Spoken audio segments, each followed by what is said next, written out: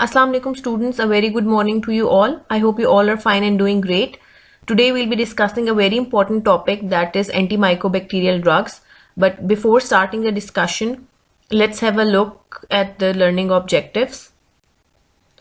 By the end of today's lecture, you must be able to enumerate the first line and second line drugs used to treat tuberculosis, the mechanism of action and resistance of different anti-tubercular drugs, their clinical uses, adverse effects, and contraindications. And you should be able to enumerate the drugs used to treat atypical mycobacterial infections and leprosy.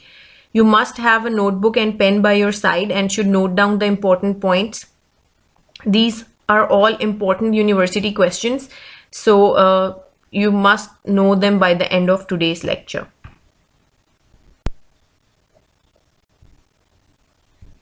Mycobacterial infections are basically of three types. Tuberculosis, which is produced by Mycobacterium tuberculosis. Leprosy, the causative agent is Mycobacterium leprae. And atypical mycobacterial infections, which are also known as non-tuberculous mycobacterial infections. So we'll be discussing all these infections in detail. But first of all, we'll be discussing tuberculosis because it is very important from examination point of view. So before starting anti-tuberculous drugs, let's revise what tuberculosis is. Tuberculosis is an infectious disease which is caused by Mycobacterium tuberculosis, and this disease may infect any part of the body. There is pulmonary tuberculosis, extrapulmonary tuberculosis. Extrapulmonary tuberculosis can affect bones, intestine, vertebrae, skin, any part of the body. And there is latent tuberculosis, which is the asymptomatic infection. The person is carrier. And how the patient presents with fever, chills, night sweats, anorexia, weight loss, and fatigue. And for centuries, tuberculosis was considered as a lethal disease, but with the discovery of the anti-tuberculous drugs, alhamdulillah, it is treatable. But the thing which is alarming nowadays is that resistance has developed to most of these drugs. And you know that in our EPI program, which is the vaccination program, BCG vaccination is included. And when a baby is born, he gets vaccinated for tuberculosis, and the name of the vaccination is BCG. So let's discuss the drugs now. So the drugs used in tuberculosis, there are first line drugs and second line drugs. The first line drugs, they are more efficacious and they have lesser adverse effects as compared to the second line drugs, and they are cheaper as compared to the second line drugs as well. So the first line agents are isoniazid, rifampin, ethambutol, pyrazinamide, and streptomycin. This is a mnemonic which is used to memorize the names of these drugs. It is RIPES: rifampin or rifampicin, isoniazid, pyrazinamide, ethambutol, and streptomycin. In some books or in some literature, streptomycin is included in the first line drugs, whereas in others it is included in the second line drugs. So both are correct because you can give the reference of any of your books. In a few books, streptomycin is a first line agent, and in others it is a second line agent. And if you recall, streptomycin is an aminoglycoside. So all these drugs can be given orally except streptomycin, because the aminoglycosides, they are highly polar and they cannot be given orally. So they are given parenterally, either through IV or intramuscular route. Clear?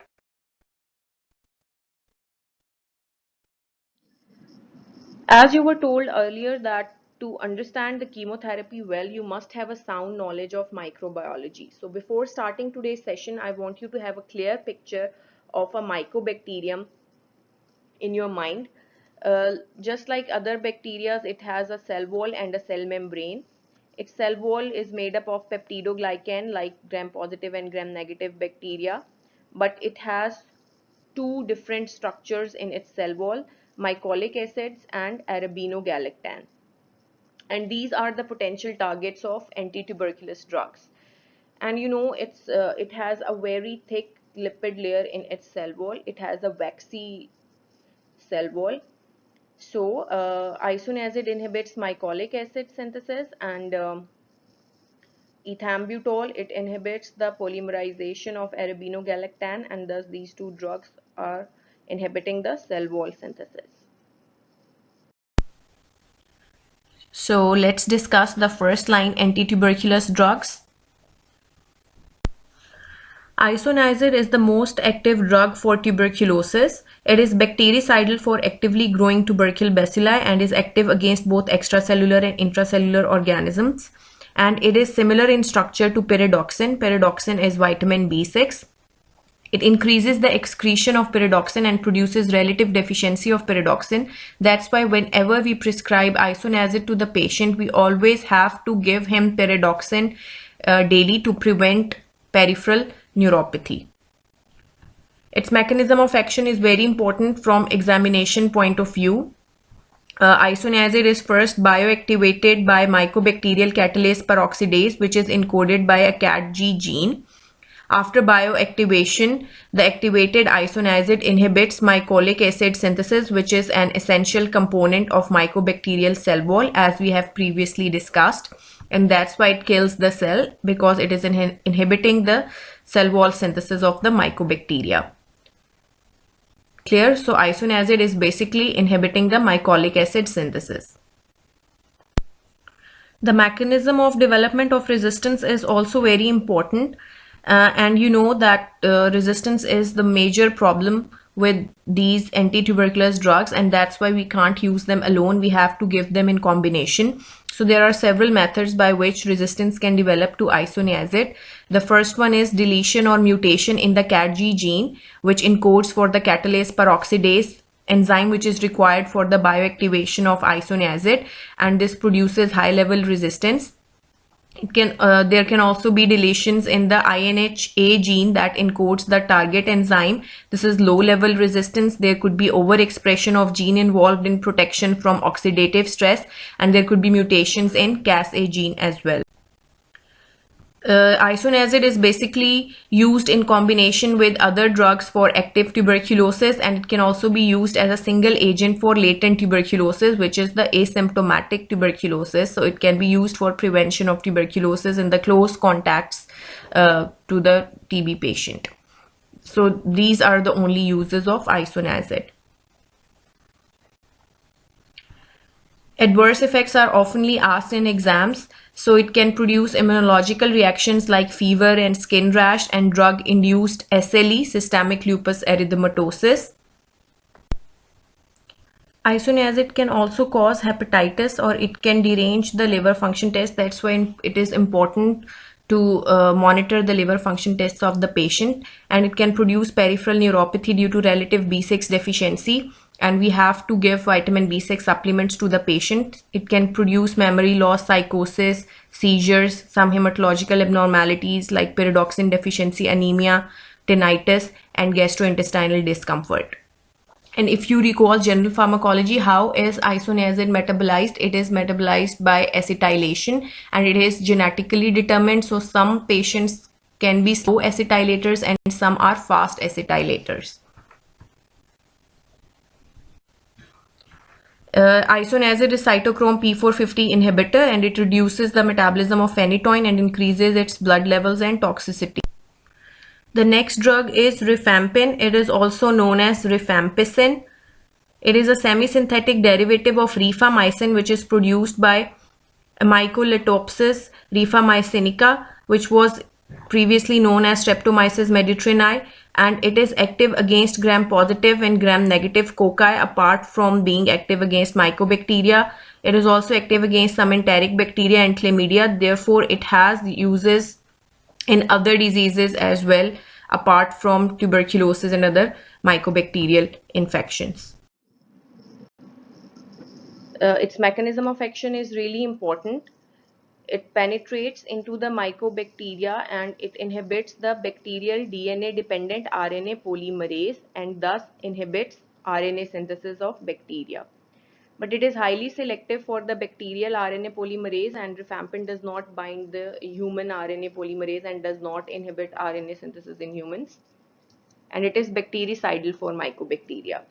So Isoniazid was inhibiting the mycolic acid synthesis, and rifampin is inhibiting the bacterial DNA-dependent RNA polymerase and RNA synthesis. Resistance develops due to mutation in genes for RNA polymerase, and this is RPOB gene, which encodes the RNA polymerase and reduces its binding to rifampin if its gene gets mutated. Cross resistance to other rifamycin derivatives like rifabutin and rifapentin is there, but there is no cross resistance to any other antimicrobial drug. Okay.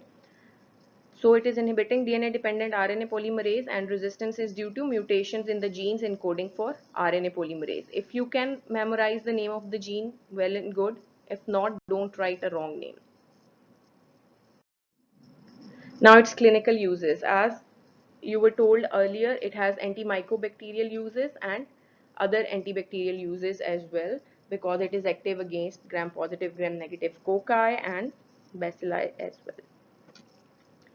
So it is used in combination with second agent for active tuberculosis, as you have been told earlier that resistance to these drugs develops really quickly. So none of these drugs is given as a single agent for the treatment of active tuberculosis. They're always given in a combination therapy. So it is one of the drugs used to treat active tuberculosis, but in combination with other drugs. It is also used to treat atypical mycobacterial infections, to treat leprosy. So it is basically used to treat all kinds of mycobacterial infections.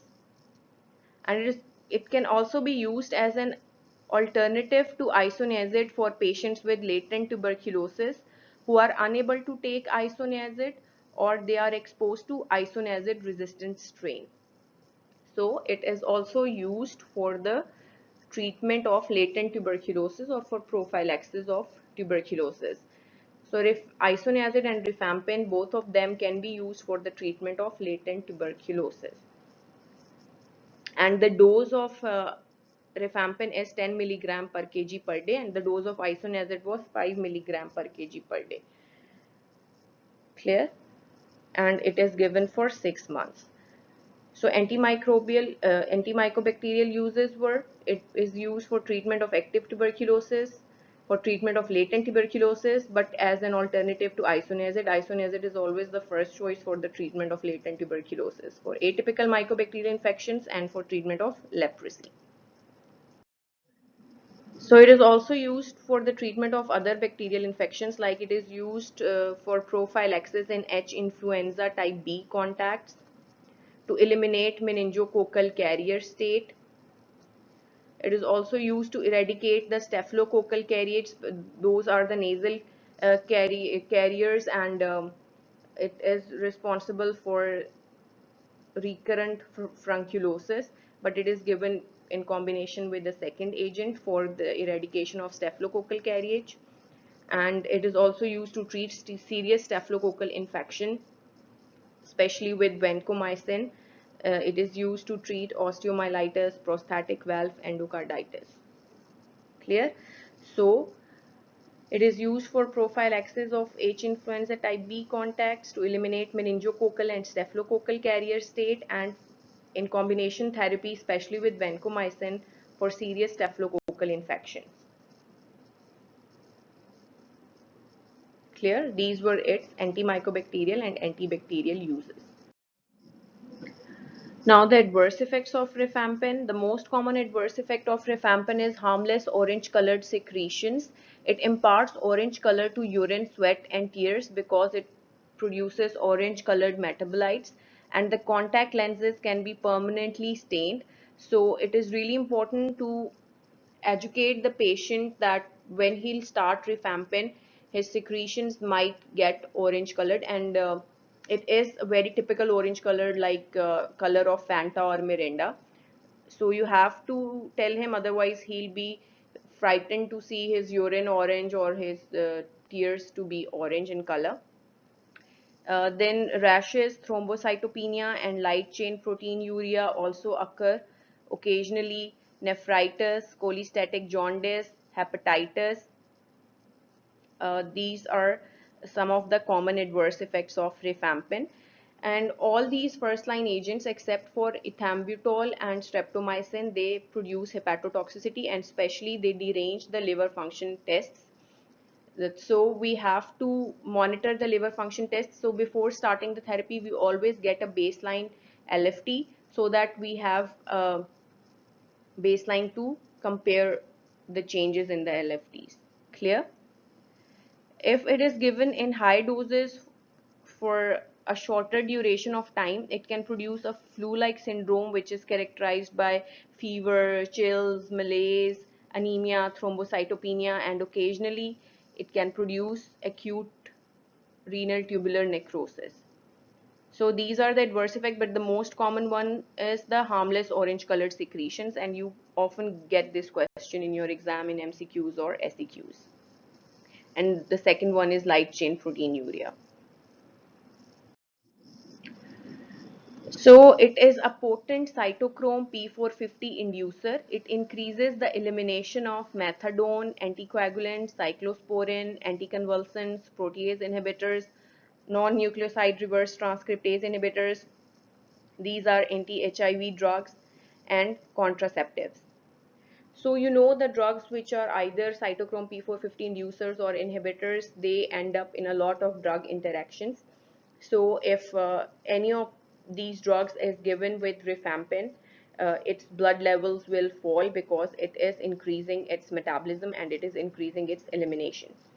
So especially you are asked about the contraceptives and these anti-HIV drugs, because most of the patients who are having tuberculosis, they can have HIV simultaneously, and if they are on these drugs, what would be your preference? So in that cases, we give other rifamycin derivatives. We don't give rifampin because it is a potent cytochrome P450 inducer. And if a female has active tuberculosis and she is given rifampin and she is on oral contraceptives, you have to educate her that she has to change the mode of contraception. She cannot take oral contraceptives because they won't be effective in that case, as it is increasing its elimination. And if you recall, isoniazid was a potent cytochrome P450 inhibitor. So we are done with rifampin. Now ethambutol, it is a synthetic water soluble and heat stable compound.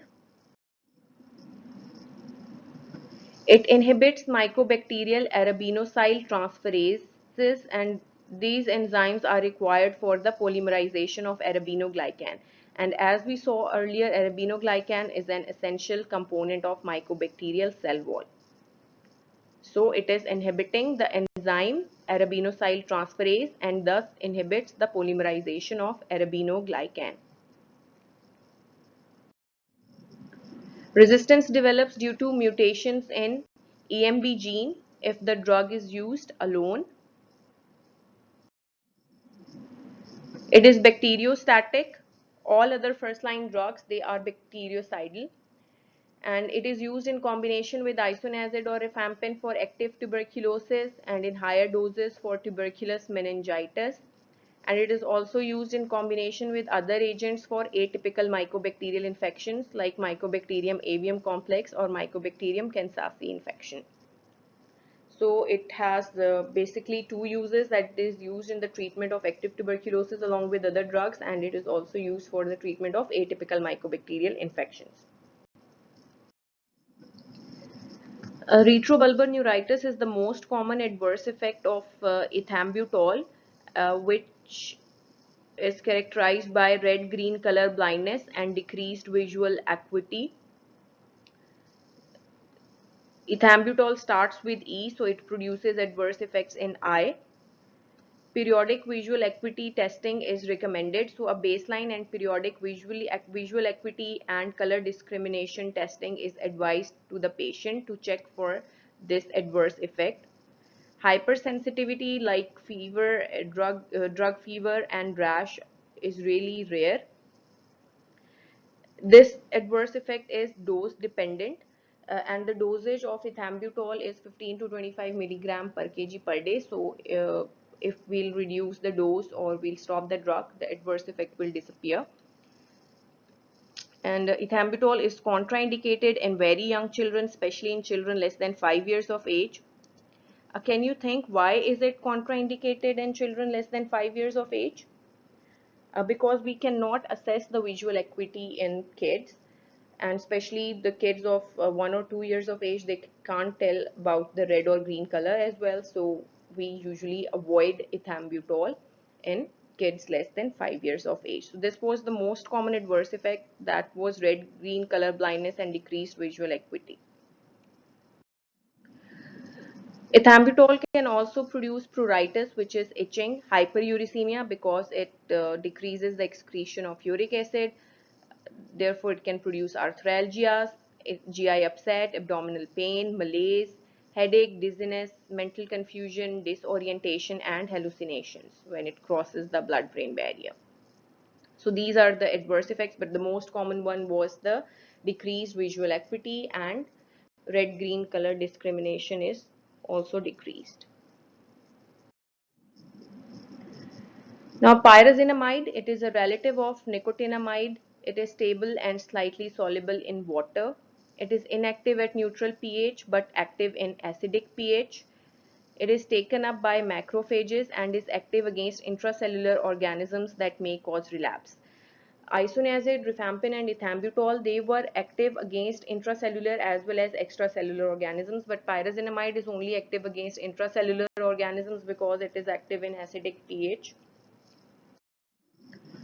Pyrazinamide is first activated by mycobacterial pyrazinamidase to pyrazinoic acid within the acidic environment of lysosomes. As we discussed earlier, that it is active against the intracellular mycobacteria and it gets activated in the acidic environment of lysosomes. So after getting activated, it disrupts the mycobacterial cell membrane metabolism and transport functions, and it is bactericidal. It is active against only Mycobacterium tuberculosis. Clear? So first of all, it is activated by pyrazinamidase to pyrazinoic acid, which disrupts mycobacterial cell membrane metabolism and transport functions. Resistance can develop due to impaired uptake of pyrazinamide or due to mutations in gene of enzyme required for its activation, that was pyrazinamidase, and the name of the gene is PNCA.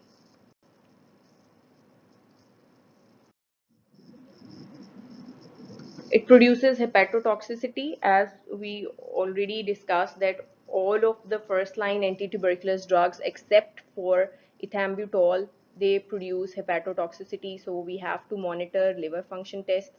It can produce hyperuricemia and thus may provoke acute gouty arthritis. If the hyperuricemia is asymptomatic, there is no need to stop the drug, and we have to monitor the levels of uric acid as well. Produces arthralgia, anorexia, nausea, vomiting, drug fever, and photosensitivity. The main adverse effect is hyperuricemia and hepatotoxicity and arthralgia. Now, streptomycin. Streptomycin is only available in injectable preparation. It is given either intramuscularly or intravenously, and the dose is 15 milligrams per kg per day. It poorly penetrates into the cells and it crosses the blood-brain barrier if meninges are inflamed. So all the first-line anti-tuberculous drugs are used in the treatment of tuberculous meningitis. And it is active mainly against the extracellular bacilli. It is also active against non-tuberculous mycobacterial species like Mycobacterium avium complex and Mycobacterium kansasi.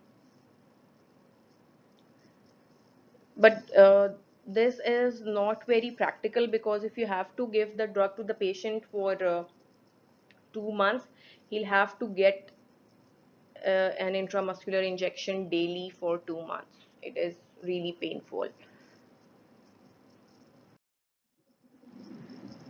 You're already done with streptomycin. It is an aminoglycoside, and all the aminoglycosides, they inhibit protein synthesis by binding to the 30S ribosomal subunit, and they cause misreading of genetic code during translation. So this is its mechanism of action.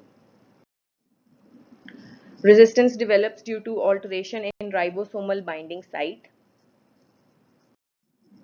And the main adverse effects are ototoxicity and nephrotoxicity. In ototoxicity, there is vertigo and irreversible hearing loss. You are done with aminoglycosides in detail, so I won't be discussing it again. You only need to know that streptomycin is also a first-line anti-tuberculous drug. And since it is nephrotoxic, so we have to monitor RFTs.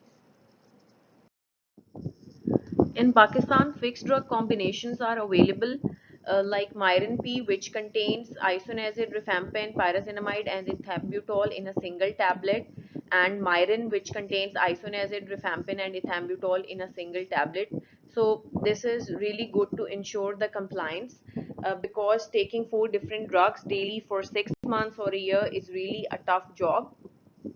So this is really a good preparation, and these fixed combinations are usually not available in Middle Eastern countries and in US and UK, but they are available in Pakistan and India. But it is a very big tablet and it is very difficult to take it. These drugs are usually taken before meals, especially before breakfast, and they produce a lot of nausea and can produce vomiting as well. So you have to emphasize the importance of treatment to the patient, and you have to tell him that he cannot even miss a single dose of the drug. If he's having nausea, he can take the drug with some juice like pineapple juice or mango juice. It will decrease the incidence of nausea. And you should tell the patient about the development of resistance and how important it is to take the drug for every day for 6 months or a year or 1.5 years, depending upon the situation of the patient. Clear? That's your duty, to inform the patient about all the adverse effects, about the importance of the drugs and importance of the treatment of the disease, about the development of resistance. You need to tell your patient about it. And if you think that the patient's compliance will be poor, you can enroll him into the DOTS therapy, so that the healthcare worker, he will make sure that the person is taking the drug. So we are done with the first line agents. Now let's summarize them. The mnemonic for first line agents was RIPES: rifampin, isoniazid, pyrazinamide, ethambutol, and streptomycin. Now let's check out their dose. You have to memorize their dose. Isoniazid 5 milligram, rifampin 10 milligram, ethambutol 15 to 25 milligram, pyrazinamide 25 milligram, and streptomycin 15 milligram per kg per day. All are tuberculocidal except ethambutol. Clear? They all are tuberculocidal except ethambutol. And if we talk about their mechanism of action, isoniazid was inhibiting the mycolic acid synthesis, rifampin was inhibiting RNA synthesis by inhibiting DNA-dependent RNA polymerase, and ethambutol was inhibiting the polymerization of arabinoglycan by inhibiting the arabinosyl transferase, and pyrazinamide, it was inhibiting the cell membrane transport function and its metabolism, and streptomycin is inhibiting RNA synthesis by binding to the 30S ribosomal subunit. Clear? Now their clinical uses. Isoniazid is used for the treatment of latent and active tuberculosis along with other drugs. Rifampin is used for the treatment of active tuberculosis, and in latent tuberculosis, if isoniazid cannot be used, in atypical mycobacterial infections, for the treatment of leprosy, for the treatment of meningococcal and staphylococcal carrier states, for their eradication, and for the prophylaxis of H. influenzae B contacts, and for the treatment of staphylococcal infections, serious staphylococcal infections, right? And ethambutol, it was used for the treatment of active tuberculosis and for the treatment of atypical mycobacterial infections. Streptomycin is also used for the treatment of active tuberculosis and atypical mycobacterial infections, and pyrazinamide is used only for the treatment of active tuberculosis along with other drugs. Now their adverse effects. All are hepatotoxic except ethambutol and streptomycin. And apart from hepatotoxicity, What was the adverse effect of isoniazid? INH, neuropathy, the peripheral neuropathy, which is due to the deficiency of vitamin B6. So we always give vitamin B6 pyridoxine along with isoniazid. It produces CNS toxicity, hematological abnormalities, SLE, systemic lupus erythematosus, and it inhibits cytochrome P450. Rifampin, red colored secretions were important, and then light chain proteinuria, nephritis, flu-like syndrome, and it induces cytochrome P450. Ethambutol, retrobulbar neuritis, red-green discrimination, and decreased visual acuity. Pyrazinamide, hyperuricemia, polyarthralgia, photosensitivity. These were the common adverse effects of all these drugs. So this is the summary of first line antituberculous agents, and I hope you have understood them. So the greatest fear today is the development of resistance to antituberculous drugs. And as we discussed earlier, if a patient is resistant only to isoniazid, then you can give him rifampin, ethambutol, pyrazinamide. If he's resistant only to rifampin, we can give other drugs. Isoniazid and rifampin are the most active antituberculous drug, but the problem is the development of multi-drug resistance tuberculosis. In multi-drug resistance tuberculosis, the mycobacteria is resistant to isoniazid and rifampin both. And the next problem that has developed is extended drug resistance tuberculosis. And in extended drug resistance tuberculosis, in addition to resistance to isoniazid and rifampin, the mycobacteria develops resistance to fluoroquinolones and to any one of the injectable second line agents. Now, since the total drug resistance has emerged in a few countries, so it is really alarming, because no drug can treat those patients, and it's really a very serious issue. And you know why the resistance develops? If the patient is not taking the drug properly, the regimen is not proper, or the compliance is very poor. That's why government has taken an initiative and has developed many programs, including the National Tuberculosis Program and DOTS therapy, in which a healthcare worker, he goes to the person's home and he gives the drug himself to the patient to avoid resistance. To avoid resistance, at least 2 or more agents in combination should always use to treat active tuberculosis. That is the case for single drug resistance. Clear? So now you know what is single drug resistance, what is multi-drug resistance, what is extended drug resistance, and what is total drug resistance tuberculosis. So second line agents are considered only if there is resistance to the first line agents. There is resistance either to a single drug, or there is multi-drug resistance, extended drug resistance, and you already know by now what is multi-drug resistance and what is extended drug resistance, right?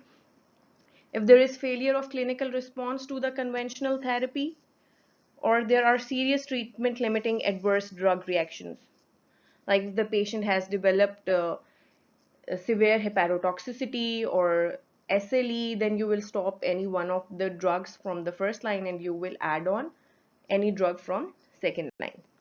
Clear? Now let's discuss the second line agents used to treat tuberculosis. But you should just know the names of the second line agents which are used in the treatment of tuberculosis. You should memorize this mnemonic, which is fake pearl, but instead of K we'll use C. So F stands for fluoroquinolones like moxifloxacin, levofloxacin, ciprofloxacin. These are fluoroquinolones. We have already discussed fluoroquinolones earlier, and moxifloxacin is the most commonly used uh, fluoroquinolone for the treatment of tuberculosis. A is for aminoglycosides like caprimycin, amikacin, kanamycin, and these drugs are given through parenteral route. C is for cell wall synthesis inhibitors like cycloserine and carbapenems. E is ethionamide. P, pretominid. A is aminosalicylic acid, R, rifabutin and rifapentin, and L is linezolid. And I have also color coded the drugs, so this is an easy way to memorize the second line agents. And they are oftenly asked in the exams. Now the rifamycin derivatives, rifabutin and rifapentin. Rifabutin is a rifamycin derivative and is related to rifampin. There is complete cross resistance with rifampin, means if mycobacteria is resistant to rifampin, it would be resistant to other rifamycin derivatives as well. It is a less potent cytochrome P450 inducer, therefore there would be less drug interactions as compared to rifampin.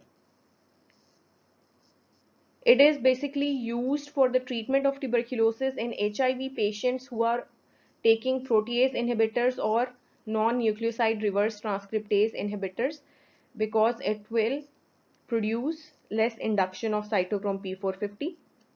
It is also used for prevention and treatment of disseminated atypical mycobacterial infections in AIDS patients. So these are its two clinical uses. If a patient is having HIV and is on treatment for HIV, then instead of rifampin, we give rifabutin because it is a less potent cytochrome P450 inducer. Rifapentin is a rifampin analog and there is complete cross resistance with rifampin. It is used for the treatment of tuberculosis caused by rifampin susceptible strain during continuation phase only. Then there is another drug which is a rifampin derivative. It is rifamycin, but it has no antimycobacterial activity. It is not absorbed from GIT and thus is used for the prevention of hepatic encephalopathy, for the treatment of traveler's diarrhea by non-invasive E. coli, and it can also be used to treat irritable bowel syndrome and Clostridium difficile colitis or pseudomembranous colitis not responsive to other drugs. These two are its off-label uses. So you can be asked that what is rifamycin, because it is not having any antimycobacterial activity. Clear? So we are done with antimycobacterial agents. Now the second part of the lecture, which is drugs used for the treatment of non-tuberculous mycobacterial infections, which were previously known as atypical mycobacterial infections. So non-tuberculous mycobacteria, they have distinctive lab characteristics. They are present in the environment, in the soil, water, and are generally not communicable from person to person. This is a very important point to remember.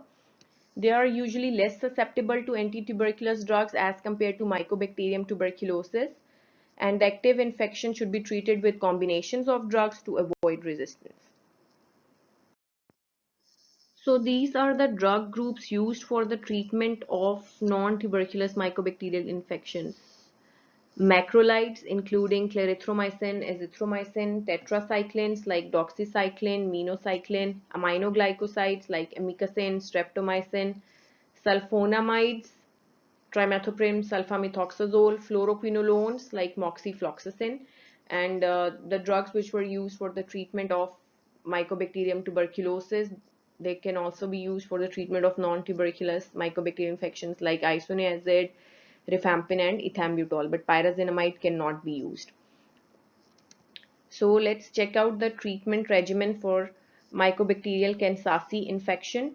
The Mycobacterial Kansasi infection, it resembles the Mycobacterium tuberculosis infection, but it is milder. The drugs used for the treatment are isoniazid plus rifampin plus ethambutol. These three drugs are used to avoid the development of resistance. Clear? Next is Mycobacterium avium complex infection. It includes both Mycobacterium avium and Mycobacterium intracellular, and it produces pulmonary disease in patients with lung disease and in patients with AIDS. So the therapy is with azithro or clarithromycin plus ethambutol and rifampin. So we use a macrolide, ethambutol and rifampin.